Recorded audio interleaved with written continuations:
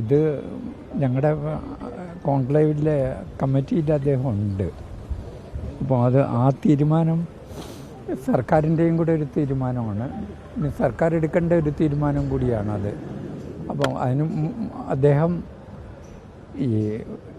ഈ പ്രവർത്തനങ്ങളിലൊക്കെ തന്നെ ഞങ്ങൾക്ക് കുറേ കോൺട്രിബ്യൂട്ട് ചെയ്തിട്ടുണ്ട്.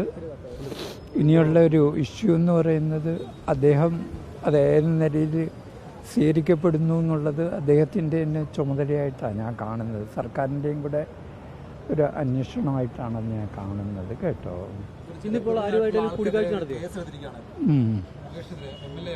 അതെ അതെ. അല്ല, അത് ഉടനെ 1-2 ദിവസത്തിനുള്ളിൽ ആ തീരുമാനമാവും.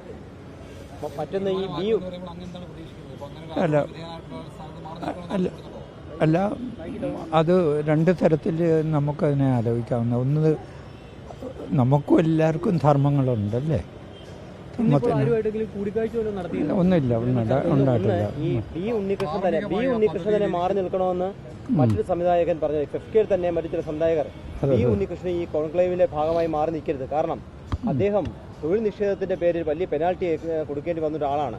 അങ്ങനെ ഒരാൾ ഈ കോൺക്ലേവിൽ നിന്നും പങ്കെടുക്കുന്നത് ശരിയല്ലെന്ന് പല സംവിധായകരും പറഞ്ഞിട്ടുണ്ട്. അതിനെക്കുറിച്ച് അങ്ങയുടെ അഭിപ്രായം എന്താണ്? ഈ ആരോപണ വിധേയർ മാറി നിന്നല്ലേ ഈ കോൺക്ലേവ് സംഘടിപ്പിക്കേണ്ടത്? അല്ല, അതായത് പൂർണ്ണമായിട്ടും സത്യസന്ധതയുടെ പേരിലാണ് കോൺക്ലേവ് നടക്കേണ്ടത്, സംശയമൊന്നുമില്ല. അപ്പോൾ ആ സത്യസന്ധത 1-2 ദിവസത്തിനുള്ളിൽ നിങ്ങളുടെ മുമ്പിൽ അവതരിപ്പിക്കപ്പെടും എന്നുള്ളതാണ്. അവരെ മാറ്റി നിർത്തുന്നതിന് മുമ്പ് അവർ മാറി നിൽക്കുകയല്ലേ വേണ്ടത്? ശരിക്കും അല്ല, അതിനെ പറ്റിയിട്ട് അവർ ആലോചിക്കേണ്ട ഒരു കാര്യമാണ്. അതെ അതെ, അതിനെപ്പറ്റി അവർ ആലോചിക്കേണ്ട കാര്യമാണ്. ഇല്ല, ഇപ്പോൾ അതിനെപ്പറ്റി സാംസ്കാരിക മന്ത്രിയോടോ CM-നോടോ ഇത്തരം ആൾക്കാരെ മാറ്റേണ്ടതാണോ? പൊതുസമൂഹം അങ്ങനെ ആവശ്യപ്പെടുന്നു. അങ്ങനൊരു പുനർവിചിന്തനം വേണമെന്ന് താങ്കൾ ആവശ്യപ്പെട്ടിട്ടുണ്ടോ? ഇല്ല, ഇതുവരെ ആവശ്യപ്പെട്ടിട്ടില്ല. അപ്പോൾ കാരണം അത് 1-2 ദിവസത്തിനുള്ളിൽ ഒരു തീരുമാനം എനിക്ക് കിട്ടും എന്നുള്ളൊരു വിശ്വാസത്തിൽ ഞാൻ മാറി നിൽക്കുകയാണ്. അതെ അതെ, അത് സിനിമ നമുക്ക് ആവശ്യമാണ് അല്ലേ. സിനിമയൊക്കെ കുറിച്ച് ആലോചിക്കുകയാണെങ്കിൽ സിനിമയെ നശിപ്പിക്കരുതല്ലേ. അപ്പം നശിപ്പിക്കാത്ത രീതിയിലുള്ള ഒരു കൾച്ചറൽ പ്രവർത്തനമാണ് നമുക്ക്. ഇതിപ്പോൾ ഒരു വ്യക്തിയുടെ പ്രവർത്തനമല്ല, ഇതൊരു കൾച്ചറൽ ഇഷ്യൂ ആണ്. അപ്പോൾ അത് എങ്ങനെയാണ് പരിഹരിക്കുന്നതെന്നുള്ളത് വളരെ പെട്ടെന്ന് നമുക്ക് പരിഹരിക്കാൻ പറ്റില്ല. ലോകത്തെല്ലായിടത്തും തന്നെ നല്ല കൾച്ചർ ഡെവലപ്പ് ചെയ്യുന്നതിന് ആദ്യം ഒരു ഇഷ്യൂ ഉണ്ടാവും. ആ ഇഷ്യൂവിൻ്റെ പുറത്തായിരിക്കും നമ്മൾ കൾച്ചർ കുറേ കൂടെ ക്ലാരിറ്റിയോടുകൂടി കൊണ്ടെത്തിക്കുന്നത്. അത് സാമൂഹികമായിട്ടുള്ള അന്വേഷണം തന്നെയാണ്. അതിൽ കൂടെ നിൽക്കുക എന്നുള്ളത് എൻ്റെയും കൂടെ ഒരു പ്രവർത്തനമാണ്.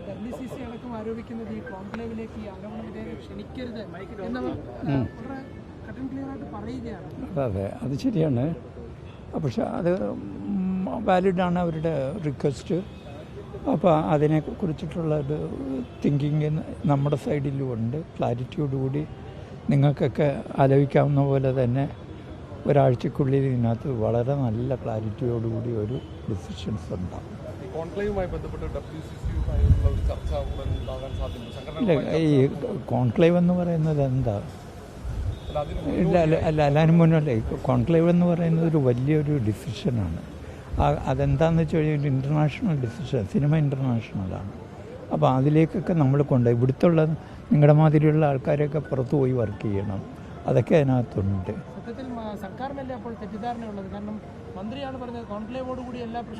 അല്ല, അത് ശരിയാണ്. കാരണം അത് ഒരുപാട് പേരുടെ വ്യൂസ് എടുത്തിട്ടാണ് ചെയ്യുന്നത്.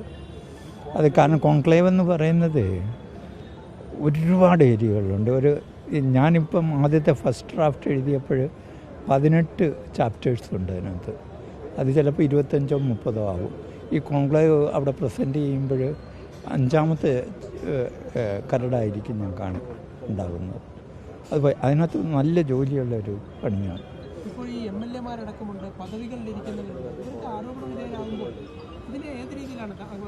അല്ല, അത് നേരത്തെ സൂചിപ്പിച്ചല്ലോ.